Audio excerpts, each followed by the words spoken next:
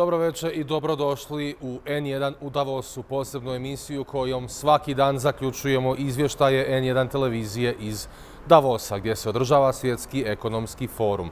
Današnji događaj broj 1, kći protestantskog pastora odrasla u istočnoj Njemačkoj, danas je svim silama, kao što se to od nje uostalom i očekivalo, branila poredak kakav je nastao nakon raspada Drugog svjetskog rata, zahvaljujući kojem je svijet u proteklih nekoliko desetljeća omogućio velikoj većini čovječanstva život bolji nego što su ikada prije u povijesti mogli zamišljati. Ponovimo to još jednom. Angela Merkel, njemačka kancelarka, prva žena države koja je u potpunosti uništena, gotovo u potpunosti uništena tijekom Drugog svjetskog rata, koja je bila izvor tog zla koje je dovelo do Drugog svjetskog rata, je danas najsnažnija snaga koja se svim silama bori za poredak koji je onemogućio ponavljanje takvoga zla.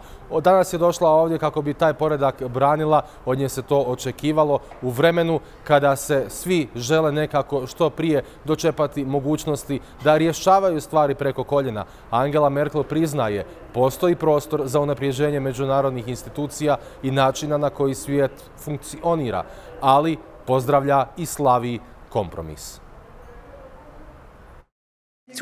Anschauen am Beginn des 21. Jahrhunderts, dann ist sie ja, wenn man die globale Architektur sieht, im Wesentlichen immer noch geprägt durch die Ergebnisse des Handelns nach dem Ende des Zweiten Weltkriegs. Wir haben die Vereinten Nationen, wir haben Formate, die sich später entwickelt haben, G7, G20 auf der Ebene der Staats- und Regierungschefs als Reaktion auf eine der großen Krisen, die letztendlich auch schon durch den digitalen Wandel geprägt war, nämlich die große Bankenkrise vor mehr als 10 Jahren. Und wenn man ehrlich ist, steckt uns diese Krise heute noch in den Knochen. Sie hat unglaublich viel Vertrauen gekostet, Politik, aber auch im Bereich der Wirtschaft, insbesondere im Finanzsektor. Und die Regulierungen, die wir danach eingeführt haben, die bessere Kontrolle der Banken, okay, das waren Fortschritte. Aber wenn Sie Menschen in unseren Mitgliedstaaten fragen oder in unseren Ländern fragen, dann muss man doch sagen, dass der Glaube an einen stabiles internationalen Finanzsektor doch sehr, sehr gelitten hat. Und deshalb muss alles getan werden, um eine Wiederholung zu verhindern. Und wenn man sich die Zinspolitik der großen Notenbanken anschaut, dann wissen wir, dass wir letztendlich immer noch an dieser Krise knabbern, dass wir immer noch nicht raus sind und dass wir uns durch diese Krise natürlich für mögliche kommende Aufgaben auch Raum genommen haben. Das heißt, es muss möglichst schnell wieder zur Normalisierung zurückgegangen werden. Zweitens haben wir große internationale Organisationen. Wie gehe ich jetzt weiter voran? Die Welt im Augenblick spaltet. Und ich finde, da dürfen wir auch nicht um den heißen Brei herumreden. Wenn es darum geht, bestehende Institutionen, die globale Leitplanken setzen, auch zu reformieren, dann müssen wir dabei sein und dann müssen wir die Kräfteverhältnisse akzeptieren. Aber es ist ein anderer Ansatz hinzugetreten und das ist ein Ansatz, der grundsätzliche Zweifel am Multilateralismus hat und der sagt, der Welt geht es am besten, wenn jeder an sich denkt. Wenn jeder als erstes mal guckt, wie ist es mit meinen Interessen, und dann wird es sozusagen schon zu einer Ordnung kommen, in der es allen gut geht. Ich habe daran Zweifel. Ich glaube, wir sollten unsere nationalen Interessen jeweils so verstehen, dass wir die Interessen anderer mitdenken und daraus Win-Win-Situationen machen, die die Voraussetzung für multilaterales Handeln sind. Und ich sehe mich damit auch in einer Folge populistischer Herausforderungen. Wir haben nationalistische Kräfte und wir müssen dagegen antreten. Aber vielleicht macht das die Schlachtordnung auch klarer und stärker. Und deshalb werde ich mich mit meinen Kolleginnen und Kollegen in Deutschland im Kabinett sehr stark dafür einsetzen, dass unsere multilaterale Ordnung nicht bei der Europäischen Union endet, sondern dass es eine wird, die auch auf die neuen Herausforderungen wirklich gute Antworten gibt. Das setzt aber voraus, dass wir die bestehende Ordnung nicht so weit ruinieren, dass kein Mensch mehr an neue Leitplanken glaubt. Und in diesem Sinne freue ich mich hier, Ihnen das dargestellt zu haben. Herzlichen Dank.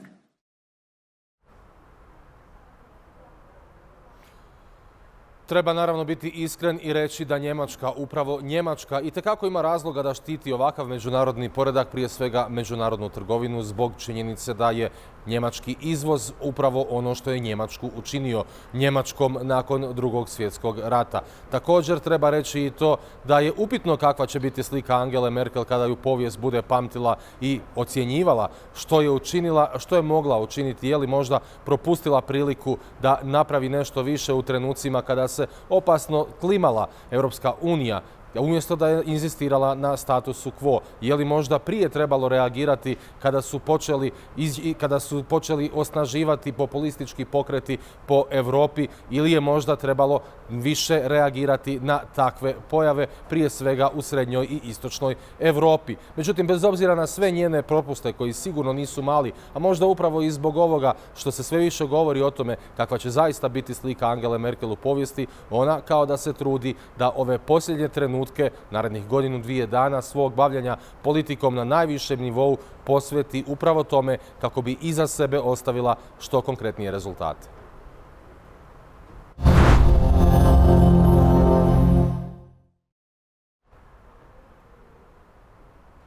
A dok se Angela Merkel itekako dobro sjeća svega što je dovelo zapravo do Drugog svjetskog rata, dok se svim silama trudi izbjeći bilo kakve druge poremećaje koje bi doveli do međunarodnih nekih sukoba ili još gorih scenarija, Jack Ma, prvi čovjek Alibabe, vidi kako bi se itekako moglo nešto slično opet dogoditi, i to zahvaljujući razvoju tehnologije. Danas na izlaganju ovdje u Davosu kaže upravo bi zlouporaba tehnologije mogla dovesti do novog svjetskog oružanog sukoba, te traži da se o tome itekako dobro razmišlja i jako pazi oko toga.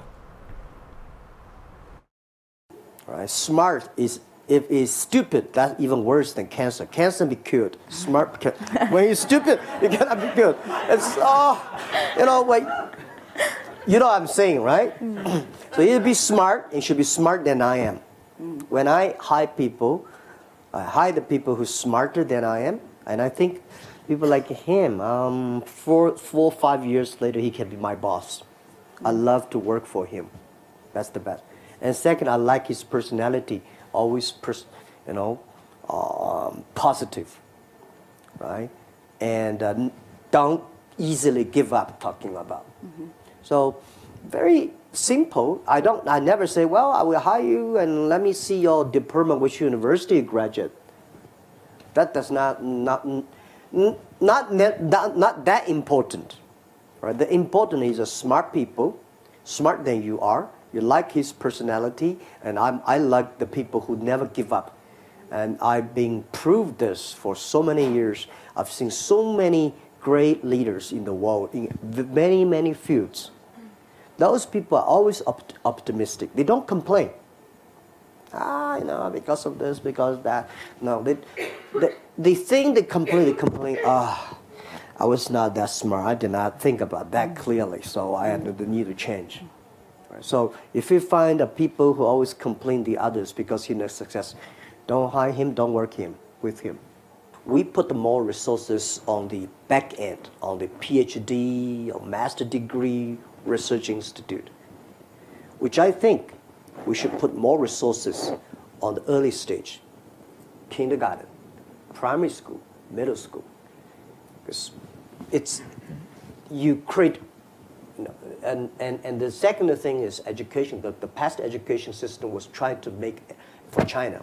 We teach kids to be like a learning machine. They remember everything. They calculate it faster. If you remember everything, compete with computer never forgets, right? If you want to be calculated faster, you don't have any chance, right? So if you want to teach people harder working, computer, when electricity is on, they never stop work. So what's the things that we have to teach that the kids, that to be more creative, innovative, that do the things the machine cannot do. But when you have a lot of smart people, leadership is the key. To manage smart people, you have to use in culture, the value system. They believe what they do. But if you If you want using just the principle, rules, or laws, and documents to control, that's control. Normally, you control stupid people. You know, stupid people. They say, "Wait online, go to the toilet." They go together, go to the line. But that work. The next century, most people should be educated, smart, than they're wiser than machines. Then to manage a wise, like Alibaba, we're like a zoo, all kinds of animals. Right? So to manage them, the best thing is self-management. How can they self-manage themselves? It's the value they believe in, the mission. The machine in the future, they have chips, but the human beings have the heart. The heart is where the value, the mission. So this is what I think. The education system, we need to move to that direction.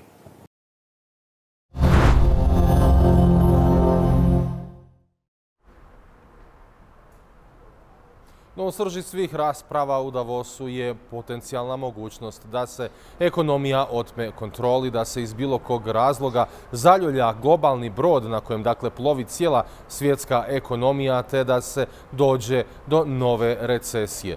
Dakle, mogućnost recesije je još uvijek daleko, ali više nije toliko nezamisliva kao što je bila prije možda godinu, 2 ili 3 dana. Upravo o tome smo razgovarali danas s jednim od najcijenjenijih svjetskih ekonomista. Nariman Beraveš, jedan od glavnih ekonomista, glavni ekonomist tvrtke IHS Markit, jedne od najvećih pak svjetskih analitičkih tvrtki koja iz godine u godinu prati rad tržišta i promjene na tržištima, analizira ih i naravno surađuje sa najvećim svjetskim korporacijama. Beraveš je dugi niz godina biran u top 10 svjetskih ekonomista kao jedan od onih koji najbolje može predvidjeti što zaista donosi situacija koja se valja iza ugla. Evo razgovora. Professor Beraveš, thank you for being our guest. Thank you. We've been hearing a lot of talk about the new crisis, how growth is not growing so as it was supposed to be, and how risks are rising. Should we be afraid of a new crisis, not maybe in 2020, but in the upcoming period? Well, I think the longer this expansion lasts, the greater the risk of imbalances, if you will. And already growth has slowed quite a bit from last year to this year. And we think growth will slow even more in 2020. Our concern is that when growth is so slow, in the US it'll only be 2%, that these economies are therefore more vulnerable to any kind of shock. It could be a policy shock, it could be an oil shock, it could be some other kind of shock. So it's that increased vulnerability that we worry about. Now, what kind of shock has a high probability of occurring, or at least is a serious thing to worry about? And I think here the policy shocks, in particular regarding trade, are the most worrisome. So, for example, if this trade dispute between the US and China escalates to high levels, as it were, it could do very serious damage to the US economy, to the Chinese economy, to the economies of Asia around China, and therefore the world. I mean, that's a big part of the world economy. That's the thing we worry about. Not so much that somehow or other the world economy is going to accidentally fall into recession or just on its own spontaneously fall into recession. That's not going to happen. But one of the risks is Brexit, which will happen or won't happen, but most probably will happen in this year. Yeah. I think the issue with Brexit is what kind of Brexit. If indeed an agreement is worked out between the UK and the EU, and it's a soft Brexit, then I think the damage is there, but limited.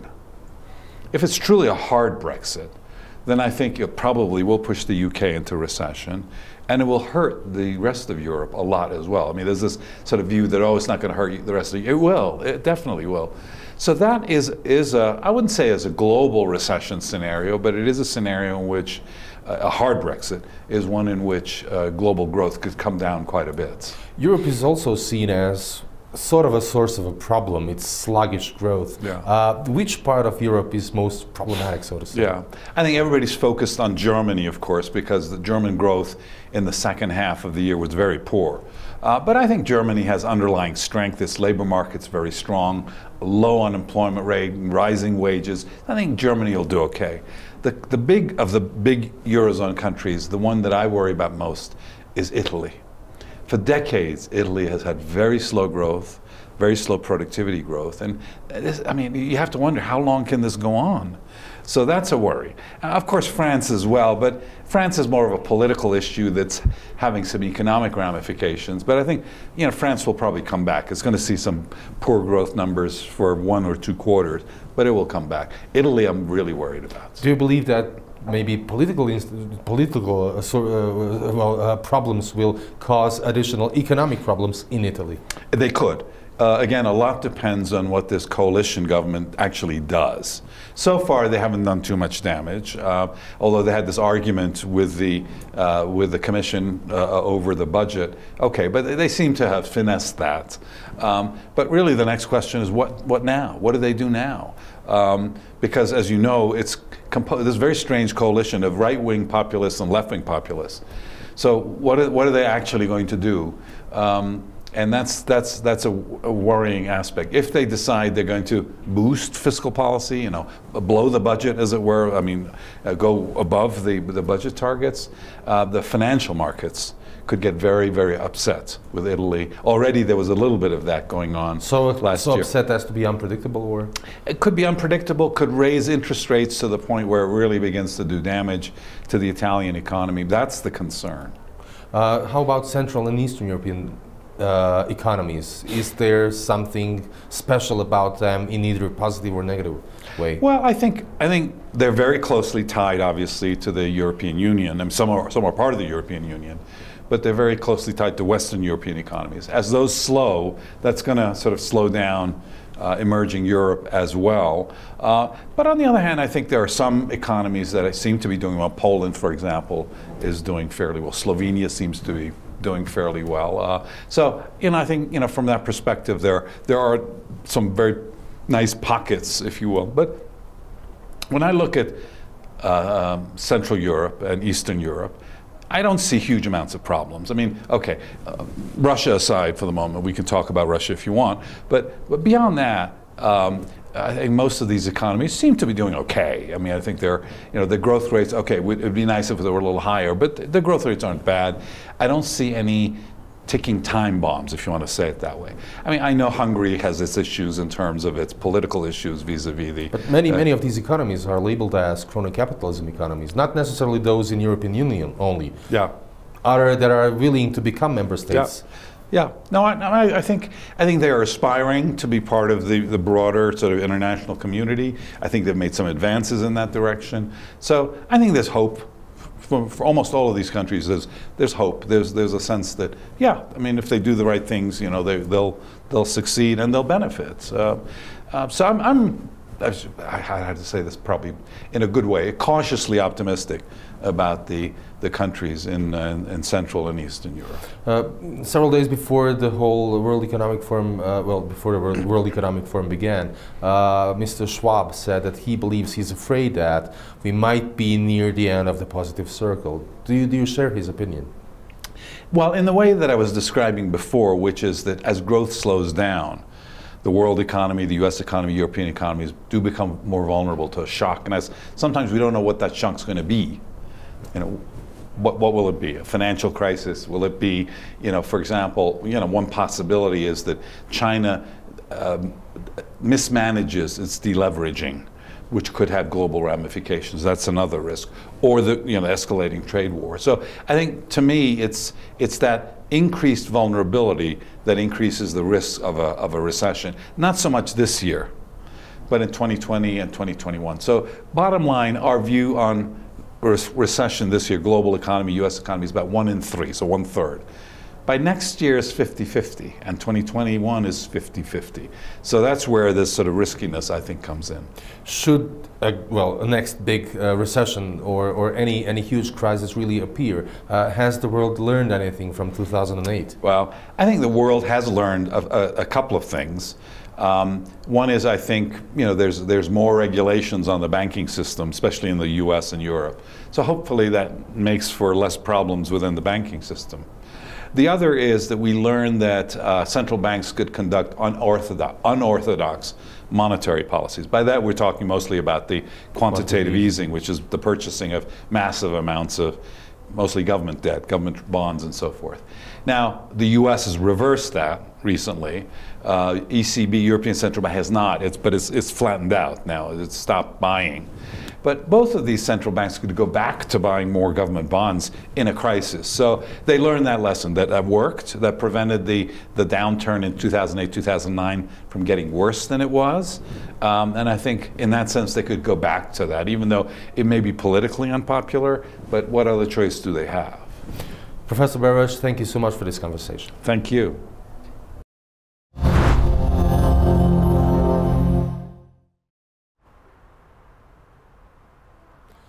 A u kom smjeru će krenuti svjetska ekonomija ovisi u ne maloj mjeri, dapače sasvim suprotno, u velikoj mjeri ovisi i kojom brzinom će nastaviti rasti kineska ekonomija.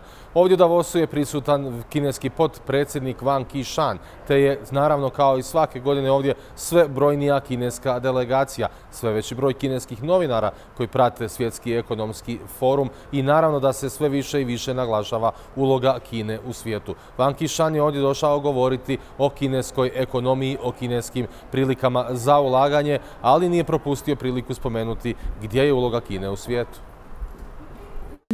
New technologies bring opportunities, but they also create risks and challenges. Every major breakthrough in scientific discovery and technological innovation has greatly boosted human development and progress. But it has also led to the restructuring of value chains, industrial chains, and supply chains, and disrupted the balance in the economy and society and between countries and regions. Indeed, such breakthrough challenges the existing rules and order. As a result, adjustments need to be made to both the economic and social governance of countries and global economic governance. In this changing world, making advance is like climbing a mountain. It is commitment, conviction, and confidence that drive us forward. In this era of unfolding economic globalization, all of us, mankind, share a common stake. As a Swiss proverb goes, torches light up each other. Let us illuminate the path ahead, progress together, ascend to the summit, and jointly create a great future for all mankind. Thank you.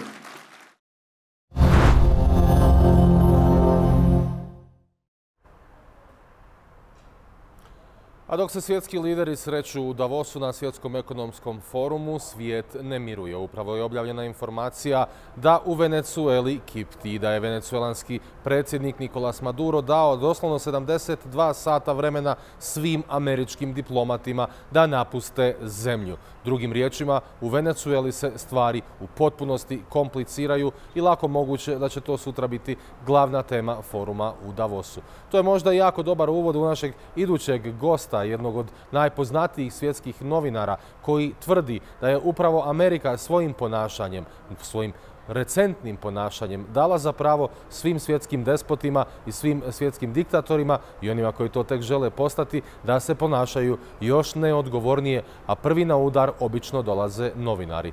Gost N1 televizije je glavni urednik The Washington Posta, jedne od najuglednijih svjetskih novina. On je Marty Baron, također jedan od najuglednijih svjetskih novinara. Svoju dugogodišnju karijeru je proveo kroz sve moguće velike i ugledne američke dnevne listove da bi na kraju došao u Washington Post. Jedan od najzanimljivijih detalja njegove karijere je onaj koji je na kraju završio u Oskaru nagrađenom filmu Spotlight. Riječ je naravno o istrazi o pedofiliji i zataškavanju pedofilije u katoličkoj crkvi, kojoj je bio na čelu istrazi dok je bio glavni urednik Boston Globe-a. Marty Baron ekskluzivno za N1 televiziju. You have been facing some challenges, so to say, in the United States as well. Do you think it helps to authoritarian regimes around the world when they see that even in such a democracy like the United States, press is having some huge issues? Between the president and the press among other in the things. United States? Well, I think what's happened is because of the president's own attacks on the press in the United States, where we traditionally have had a free press and still have a free press, it has sent a signal to the rest of the world that it's okay for world leaders to attack the press in their country. That they won't hear anything from the United States protesting that. And in fact, many of these leaders in other countries will mimic what is happening in the United States. And many, for example, are using the term fake news to attack the press. It's not that we don't make mistakes. It's not that we're flawless as a profession. People make honest mistakes. But to call people fake news suggests that they're trying to subvert society in general. And that's not the case. There have been some parallels with Lügenpresse, as Nazis used to call press that they didn't like in the 1930s. Well, that's exactly right. I mean, it has a bad history, and it's having a bad history in the present day as well. And I think that it doesn't suggest a promising future for free expression and a free press around the world, and not necessarily in the United States either. I do think that the institutions of the press in the United States are fairly strong, but what the president is trying to do is, because in the United States we have the First Amendment to the Constitution that protects our activities, he's trying to disqualify the press as an arbiter of fact. And not just disqualify the press as an arbiter of fact, but to disqualify any independent source of information. Scientists, historians, law enforcement, intelligence agencies, you name it. Anything that would act independently of the president in the United States, he's disqualifying them as an arbiter of fact and declaring that only he is the arbiter of fact, he alone. So he has an authority to truth, so to say. He knows what truth is and what not. Yeah. But that seems to be what he thinks, yes. But there have been some benefits of such a situation. Wouldn't you say that press is getting back to some things that maybe they weren't doing before, or so hardly as they used to? They are getting away from sources from within government and reaching for facts and stories themselves. Is that true? Well, I think we did that before, but I think that we're more determined to do that today because we can... My question is, was press in the 90s and early 2000s too dependent on sources from within the government and institutions? Probably. Lying in the same bed, so to say. Yeah, I don't think we did, but I think that there were too many instances where that occurred. And so I think that the press now in the United States has so little faith in the accuracy of the information coming out of the White House, coming out of the administration, that they're making extra efforts these days to gather information from other sources. I think they did that in the past, but they're doing that with even greater determination and greater thoroughness today. Does it help, I mean, with the audiences? Yeah, I think so. I mean, I think it's a good discipline for anybody who's in the press. That's what we ought to do. We shouldn't be one and the same as the government. We should be entirely independent. And in fact, the very idea of the press in the United States is that we would be independent of the government. That was the whole purpose of writing the First Amendment to the Constitution in the first place. The whole idea, and James Madison, one of the founders of the country, he wrote that the purpose of the First Amendment was to examine public characters and measures. So the public characters being the people who are in government, the measures being their policies, and that was our job. The job of the press was to hold government accountable. But do you think that people still are divided when it comes to mainstream media in the United States and trust? Is the trust getting back to media after 2 or how many years of the mandate of the President of the United States? Or is the situation still very much highly polarized? Well, it's highly polarized, there's no question, and the press has lost its approval rating among the public. The trust from the public has declined over a long period of time, well before Donald Trump became president. And it declined particularly during the 2 years of his presidential campaigns, from 2014 to 2016. But since he became president, oddly enough, confidence in the press has actually begun to rise, and it rose again this past year.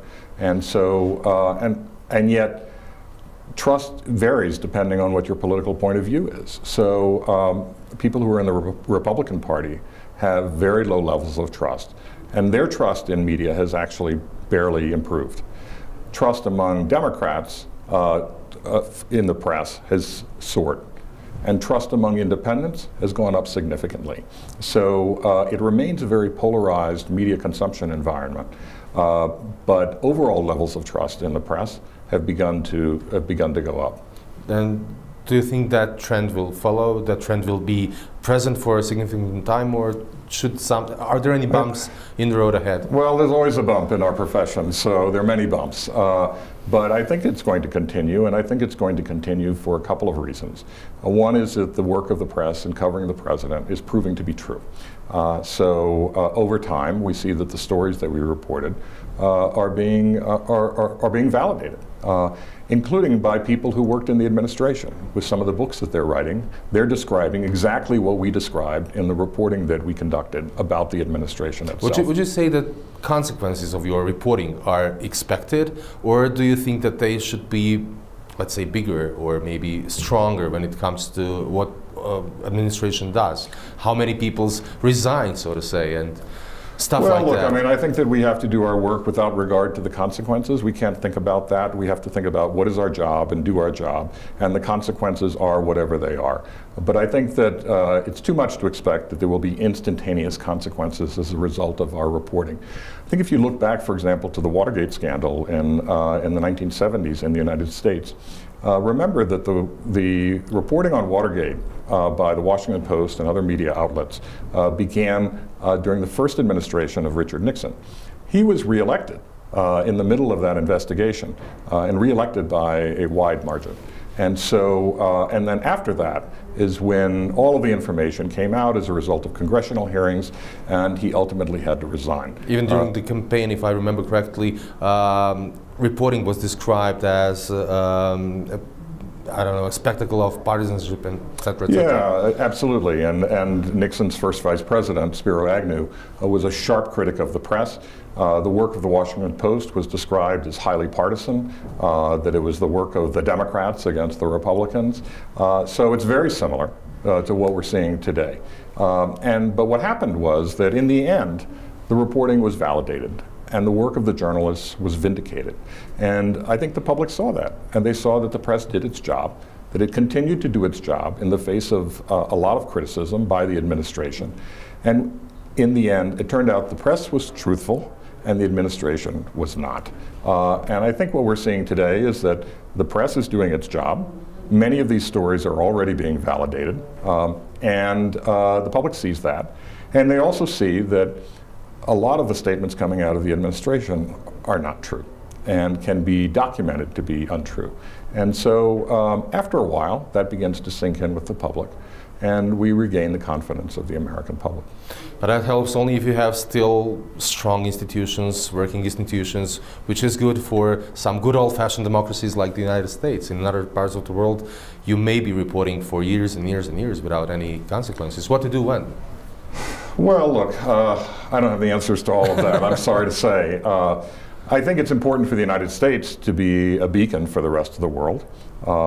And I think it's important for the United States to be an advocate for free expression and a free press throughout the world. Traditionally, it has served that role. I think it's important for it to continue to serve that role. And it does not appear that this particular White House today sees that as an important role for the United States. And that's a shame, because historically that has offered a lot of support to advocates for free expression and to the free press in the rest of the world. And that governments would know that if they suppressed the media, if they suppressed free expression, if they didn't allow it, that they would have problems with the United States, and they wanted to maintain good relationships with the United States. Unfortunately, that is not a consistent policy of this administration. Rise of populism throughout the world and decline of trust in mainstream media is only one part of the problem. The other part is the whole thing changing, the whole world changing with the digital transformation and the loss of business models in journalism. How is Washington Post coping with that? Well, we're doing very well, actually. So we've had a lot of success. As of about 5.5 years ago, we started to implement a subscription service to the Washington Post. In order to read everything, you had to subscribe. In fact, now to read more than 3 articles, you have to subscribe in a month. So that's been very successful. We announced at the end of last year that we had over 1.5 million digital-only subscribers, and that's on top of the people who subscribe strictly to a print newspaper. So that's a success for us. It represents a substantial amount of additional funds that we can use to do more journalism. Is it at the same time a bit of a problem if we look back at the whole? You'll probably remember the whole episode with what's going on in Sweden in the campaign of Mr. Donald Trump. It all began with a tweet. Somebody saying something completely outrageous. Alan Rusbridger uses it as an example in his new book. So on one hand, you have people spreading fake news on Twitter, on social media, claiming it to be true. And then if you want to go to the mainstream media outlet, you find a paywall and you don't go there. You go back to social media.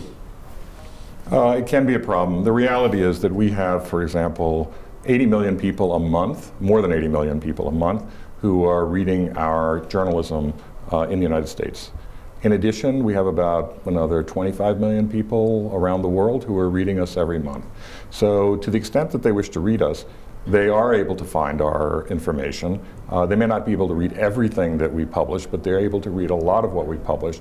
And they also find a lot of what we publish on social media, and that it's shared among, we allow people to share these stories with other individuals. Would you say that social media is a threat to journalism? And by the way, I would say that it's really important for the public to make sure that there are strong journalistic institutions. And in order for there to be strong journalistic institutions, they have to have a sustainable business model. So it doesn't serve anyone for us to just have everything be free and then be in a state of financial collapse. That doesn't do anybody any good. Would you say that social media is a threat to journalism today? I don't know that I would characterize it that way.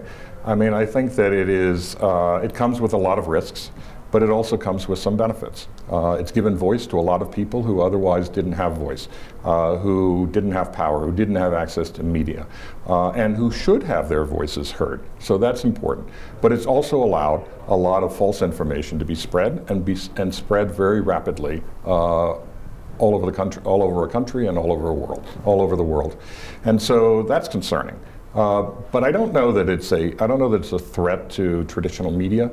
I think that we face other issues that are a far greater threat than social media. Such as threats to our advertising model. So the reality is that Facebook and Google are sucking up the vast majority of advertising online, and that is hurting traditional news organizations. That's a far greater threat. Social media also offers advantages to traditional media. It allows us to disseminate our journalism to far greater numbers of people than we were ever able to do before.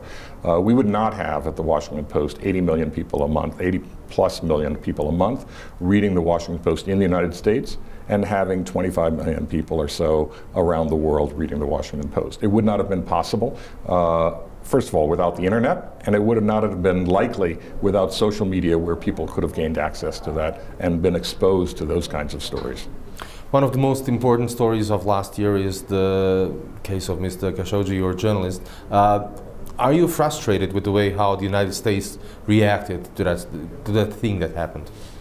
Yes, we are. And the thing that happened is that he went into a consular office in Istanbul and was seeking to get documents that he needed for his marriage, imminent marriage. And he was murdered. He was dismembered. His body has yet to be found.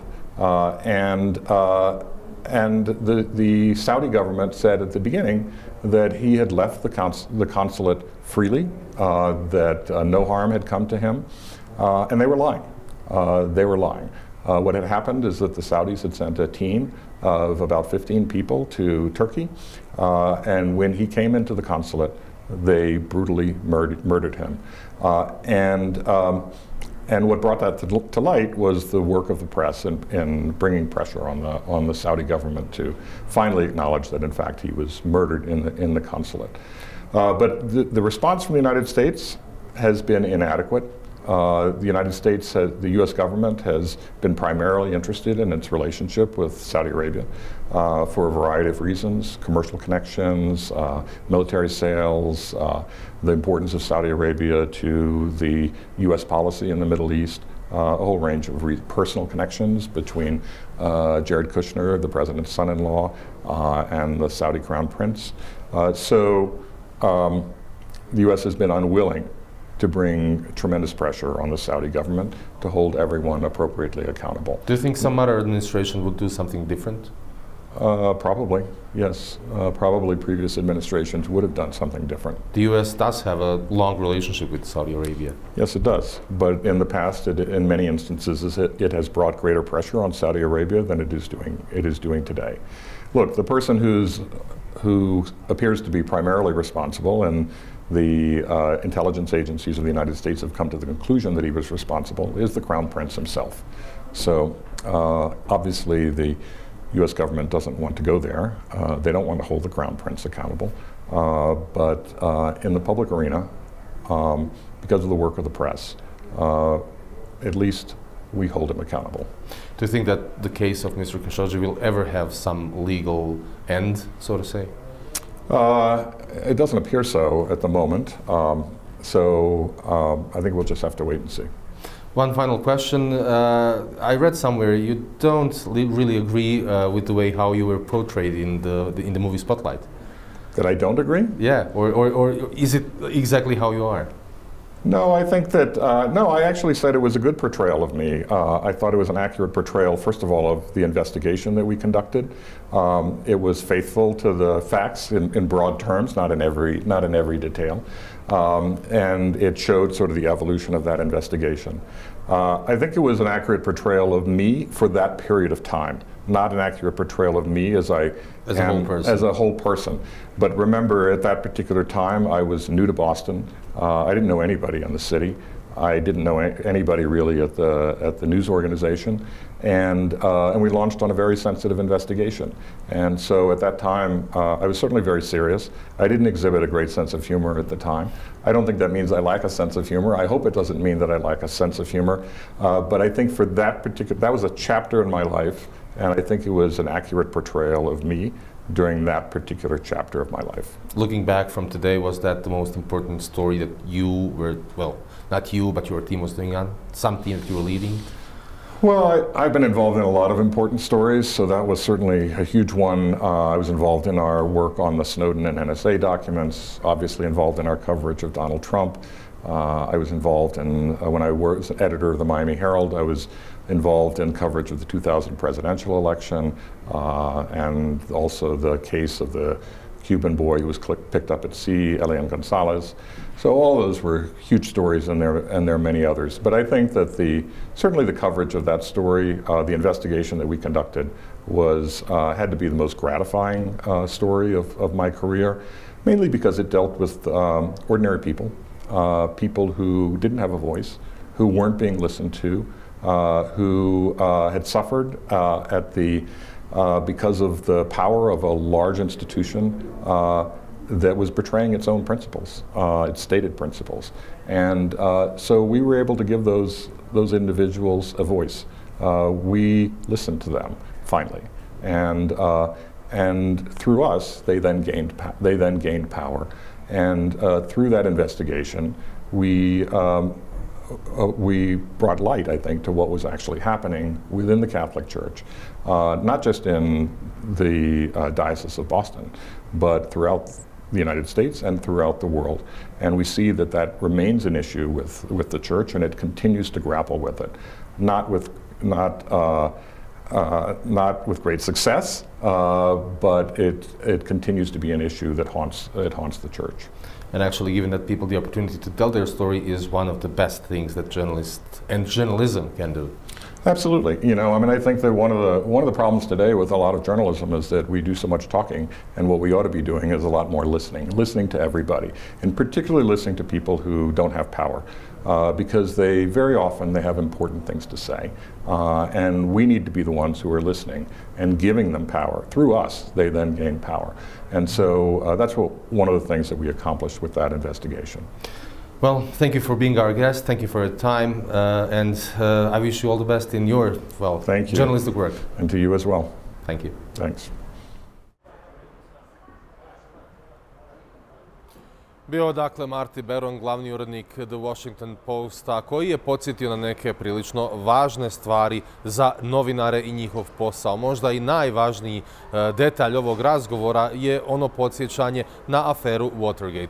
Često novinari uporno rade i ne popuštaju kada su na tragu nekoj dobroj priči, kada otkrivaju neku izrazito opasnu ili važnu aferu koja je itekako u javnom interesu, a posljedica nema. Marty Baron nas je podsjetio da je upravo za vrijeme u jeku najvećeg skandala Watergate Richard Nixon izabran uz veliku podršku birača u drugi mandat kao predsjednik Sjedinjenih Američkih Država.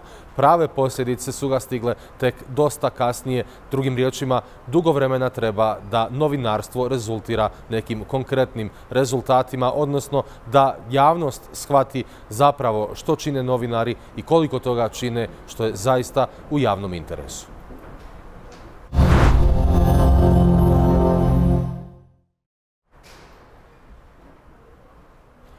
A sutra nas ovdje očekuje niz premijera i ministara iz država takozvane Srednje i Istočne Europe, odnosno, kako to neki drugi kažu, iz regije. Sutradan ujutro ovdje u Davos stiže prije svega predsjednik hrvatske vlade Andrej Plenković, koji će ovdje biti također aktivan na nekoliko različitih panela. Biće tu sutra ujutro i Denis Zvizdić, upravo ova dvojica političara će u jednom trenutku imati i bilateralni sastanak. Andrej Plenković će osim panela na kojima će biti također održati čitav niz bilateralnih sastanaka, između ostalog i sa ljudima s kojima se ovdje sreo i prošle godine, a koji proizvode lijek, odnosno koji omogućuju liječenje bolesti spinraze. U svakom slučaju sutra pratimo kroz dan dalje sve što se događa ovdje u Davosu. Između ostalog razgovaramo, budući da opet dolaze u žarište teme sa Zapadnog Balkana. Razgovaramo sa glavnim tajnikom NATO saveza Jensom Stoltenbergom o širenju NATO saveza na istok, o ulozi NATO saveza u tom širenju i omogućavanju sigurnosti u regiji, te naravno o tome kakav je utjecaj Rusije prije svega kroz Srbiju na regiju u kojoj je naravno neposredno okružena Hrvatska, Srbija i Bosna i Hercegovina. Zatim razgovaramo i sa povjerenikom Europske komisije za proširenje Johannesom Hahnom o perspektivi upravo spomenutih država na putu za Europsku uniju. Hoće li se to dogoditi i ako hoće, kada? Stoga nas gledate i sutra, a sada nastavite gledati program N1 televizije. Hvala vam na pažnji i laku noć.